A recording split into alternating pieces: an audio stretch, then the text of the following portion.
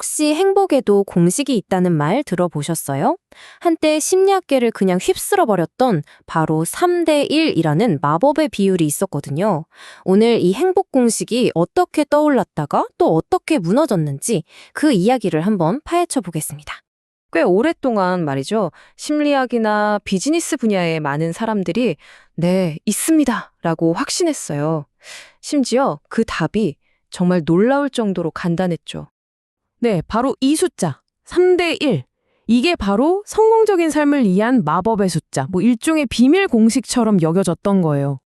이게 바로 로사다 비율이라는 건데요. 1999년에 마르시알 로사다라는 심리학자가 내놓은 이론이에요. 내용은 이겁니다.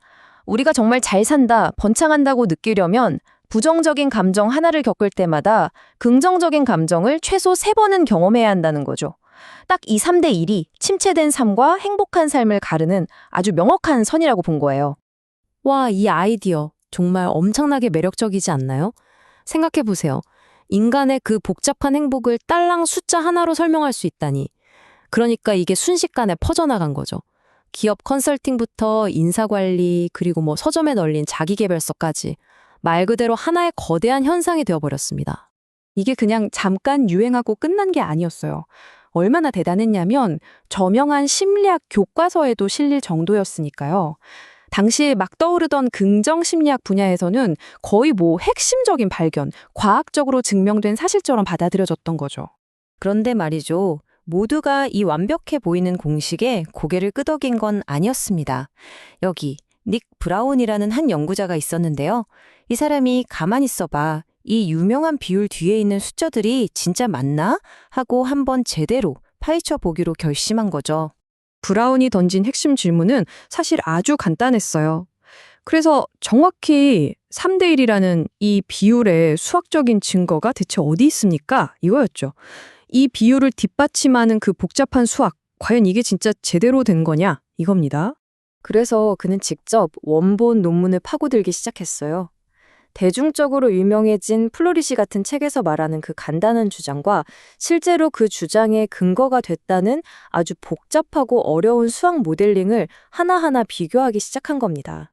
그리고 브라운이 찾아낸 결과는 정말 충격적이었습니다. 자, 첫째. 애초에 수학 공식을 잘못 가져다 썼다는 거예요. 원래는 액체의 흐름 같은 걸 계산하는 유체역학 공식을 어떻게 인간의 복잡한 감정에 적용할 수 있겠어요? 말이 안 되죠.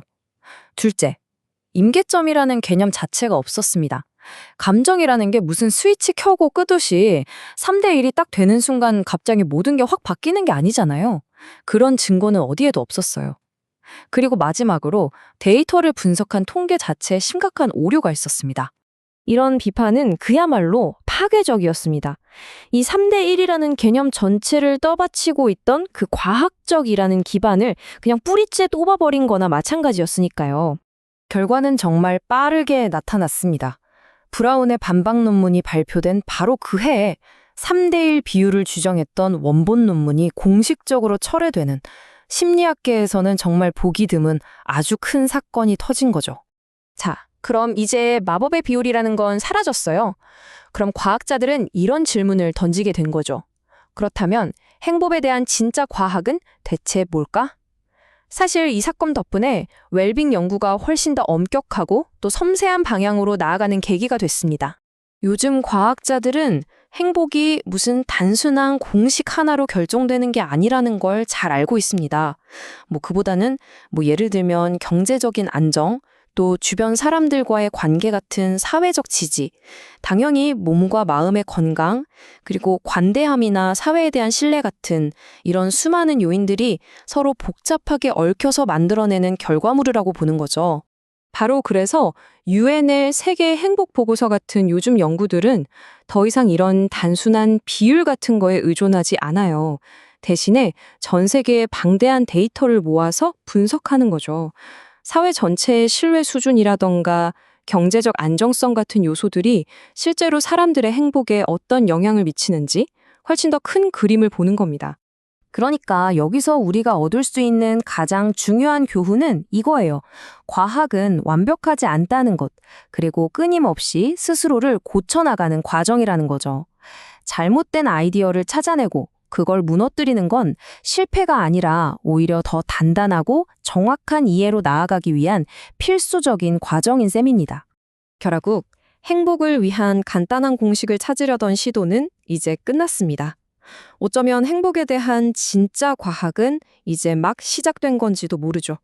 3대1 비율의 이야기는 과학의 실패 사례가 아니라 좋은 삶이란 무엇인가? 라는 우리의 오랜 질문에 답하기 위해 더 정직한 길로 들어서는 아주 중요한 한 걸음이었다고 볼 수 있습니다. 여러분에게 행복은 어떤 모습인가요?